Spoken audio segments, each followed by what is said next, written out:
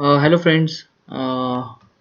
In the previous lectures we have seen what is meant by memory management, what is memory allocation, and how the memory will be allocated to any process. Memory allocationच्या काही techniques पण आपण बघितल्या. Later on in last lecture we have seen what is meant by fragmentation and what is meant by paging. आपण बघितलंय fragmentation म्हणजे काय आणि paging म्हणजे काय हा छोटासा कन्सेप्ट आपण बघितलाय. So here in this lecture we are going to see what is meant by swapping. Last lecture मध्ये आपण जो फ्रॅगमेंटेशनचा पार्ट बघितला, फ्रॅगमेंटेशनच्या पार्ट मध्ये आपण बघितलं की मेमरीचं युटिलायझेशन कसं केलं जात आहे. जशा जशा प्रोसेसेस येतात त्या प्रोसेसच्या अकॉर्डिंगली, त्याच्या साईज अकॉर्डिंगली त्याला मेमरी अलोकेट त्या ठिकाणी केली जाते. ज्या वेळेला अशी वेळ येते की मेमरी संपलेली असते, किरकोळ त्याच्यामध्ये स्पेस शिल्लक असतो, पण नवीन प्रोसेस आली की आपण त्या ठिकाणी अलोकेट करू शकत नाही. That is because the free space is not that much as that of the process. जी नेक्स्ट प्रोसेस आली त्याच्या अकॉर्डिंगली जो आपला फ्री स्पेस आहे तो कमी पडतो आपल्याला. त्या ठिकाणी आपण सांगितलं होतं की त्या ठिकाणी कॉम्पॅक्शन टेक्निकचा वापर करून आपण तो फ्री स्पेस युटिलाइज करू शकतो. Swapping is nothing but it is a technique for memory compaction we can say. आता स्वॅपिंग म्हणजे एक्झॅक्टली काय, तर एखादी प्रोसेस आहे, काही वेळापुरती ती प्रोसेस सेकंडरी स्टोरेजला मूव्ह करायची ज्या वेळेला त्याचं काम नाही आहे त्यावेळेला, आणि ज्या वेळेला त्याची गरज आहे, ज्या वेळेला त्याचं काम आहे त्यावेळेला परत ती प्रोसेस मेन मेमरीमध्ये आणायची.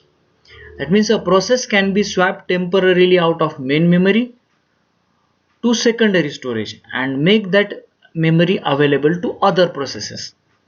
म्हणजे ज्या वेळेला त्याचं काम नाही त्यावेळेला ती ज्या वेळेला सेकंडरी स्टोरेजमध्ये जाईल त्यावेळेला तो जो तिथं राहणारा फ्री स्पेस आहे तो ज्या नवीन प्रोसेसेस आहेत किंवा ज्या इम्पॉर्टंट प्रोसेसेस आहेत त्याच्यासाठी तो त्या ठिकाणी फ्री करायचा आणि त्याचं युटिलायझेशन आपण त्या ठिकाणी करायचं. आता ज्या वेळेला मग त्याचं काम संपलंय, म्हणजे ज्या वेळेला त्याची गरज आहे त्यावेळेला परत त्याला मेन मेमरीमध्ये त्याला मूव्ह करायचं. At some later time the system swaps back the process from the secondary storage to main memory. आता ह्याच प्रोसेसला आपण मेमरी कॉम्पॅक्शन असं म्हणतो. स्वॅपिंग इज, जसं तुम्हाला आता सांगितलं की swapping is a memory compaction technique. Though performance is usually affected by swapping process, but it helps in running multiple and big processes in parallel, and that's the reason swapping is also known as a technique for compaction. आता हे usually काय होतंय की मोठ्या मोठ्या ज्या applications आहेत, आपल्या मोठ्या मोठ्या ज्या काही प्रोसेसेस आहेत त्याच ज्या वेळेला आपल्याला रन करायच्यात, at that time swapping plays a very important role in that part. कारण ज्या वेळेला आपले मॅक्झिमम ॲप्लिकेशन असतात, आपल्याकडं मेन मेमरी कमी असते as compare to secondary storage, त्या मेन मेमरीचा मॅक्झिमम युटिलायझेशन आपल्याला त्या ठिकाणी करावं लागतं, आपण बघितलेलं आहे. त्यासाठी आपल्याला स्वॅपिंग हे खूप महत्त्वाचं ऑपरेटिंग सिस्टीममध्ये आहे. इथे एक एक्झाम्पल तुम्हाला दिसतंय की इकडे एका बाजूला मेन मेमरी आहे, एका बाजूला सेकंडरी स्टोरेज आहे. प्रोसेस P1 आहे, प्रोसेस P2 आहे. प्रोसेस P1चं ज्या वेळेला काम होतंय त्यावेळेला ती स्वॅप आउट केली जाते. तेच P3चं काहीतरी काम आहे म्हणून ती स्वॅप इन केली जाते मेन मेमरीमध्ये. P3चं काम संपलंय, P3चं काम संपल्यानंतर P3 परत स्वॅप आउट केली जाते इन सेकंडरी स्टोरेज, आणि P1चं त्या ठिकाणी परत एकदा P1 पाहिजे तर P1 स्वॅप इन त्या ठिकाणी केली जाते. number of processes are there, and whenever they needed they will be copied to the main memory, they will move to the main memory, and when there is no any work they will be moved back to the swap out to the secondary storage. So this is very simple point in this operating system.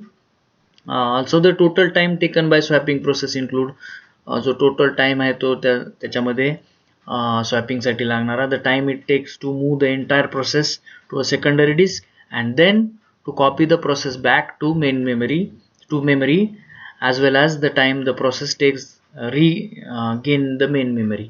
हा जो लागणारा तो स्वॅपिंगचा time आहे तो total time म्हणून त्या ठिकाणी आपण कन्सिडर करतो. So this is a very simple point, swapping. So this is all about today. I hope you have understand this one. So this is all for today. Thank you all.